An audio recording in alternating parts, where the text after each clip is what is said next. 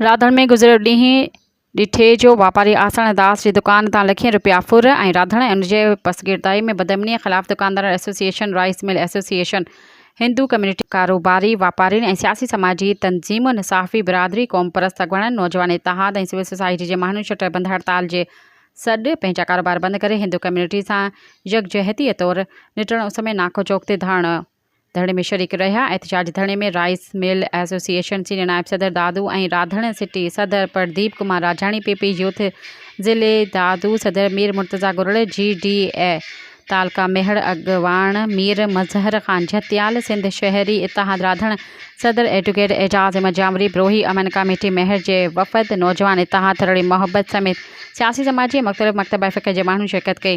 हिन मौक़े ते धरणे में शरीक सियासी समाजी तंज़ीमुनि जे अॻुवाननि ख़िताब पिणु कयो। धरणे में वॾे अंग में माण्हू शिरकत कई। धरणे दौरान SSP दादू अमीर सऊद मक्सी जो हिदायतुनि ते DS मेहड़, शफ़ीक अहमद कीरियो, SHO राधण इक़बाल हैदर चांडियो। धरणे में वेठल मुतासिर धुर सेठ आसन दास, प्रदीप कुमार राजाणी, मीर मुर्तज़ा गुरड़ सां ॻाल्हियूं कयूं, जंहिं में तय कयो वियो त 15 ॾींहनि में फुर वाधात वापसि कराए राधण जो वीज़ा ते वियल पुलिस एहलकारनि खे वापसि करे सभु पिकेटूं बहाल कई वेंदियूं, जंहिंखां पोइ धरणो ख़तमु कयो वेंदो। ट्रैफ़िक बहाल थी वई।